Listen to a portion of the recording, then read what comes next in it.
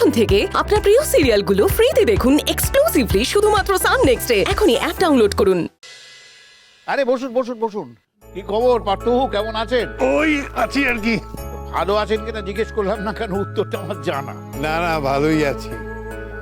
আরে বাবা, যাই হোক, নিজের বাড়িতেই তো আছি। তো বাড়িতে কি কোনো ঝামেলা হয়েছে? না না, ঝামেলা ওরকম কিছু না। একসঙ্গে থাকলে ওই টুকটাক যা হয় সেই আর কি। তবে একটা কথা বলবো যে আপনারা যে নিজেরা এসেছেন তাতে আমি সত্যি খুশি, কারণ যা ঘটেছে তারপরে তো আপনাদের এ বাড়িতে আমার পক্ষে ডাকা সম্ভব ছিল না।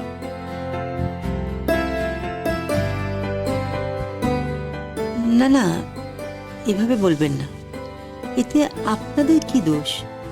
আর শত হলেও তো এটা আমাদের মেয়ের বাড়ি। হ্যাঁ, আমরা তো আসতেই পারি। না না না না, পারবেন না কেন? আমি সেটা বলি না। আচ্ছা বাবা, কেন পুরনো কথা তুলছো বলো তো? এসব তুলে কি লাভ? মা কখন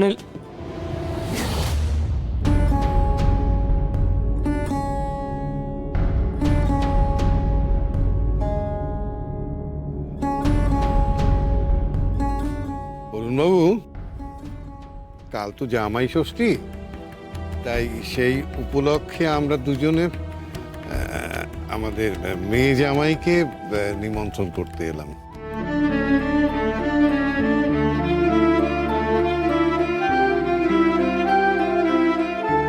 আপনি যদি কাল ওদেরকে আমাদের বাড়িতে পাঠিয়ে দেন খুব ভালো হয়।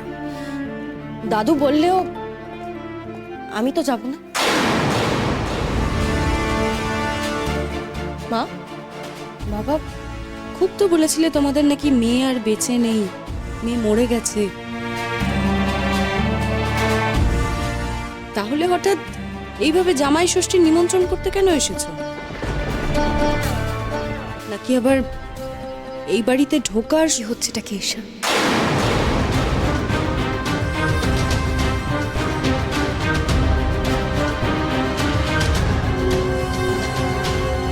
তোমার মুখে কি কিচ্ছু আটকায় না? ওনারা তো শুধু আমাদের বাড়িতে নেমন্তন্ন করতে এসেছেন।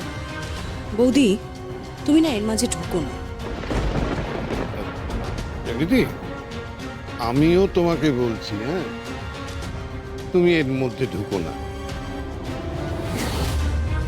বাবু, আমরা শুধু আমাদের বড় মেয়ে জাগৃতি আর বড় জামাই অনিরুদ্ধকেই নিমন্ত্রণ করতে এসেছি।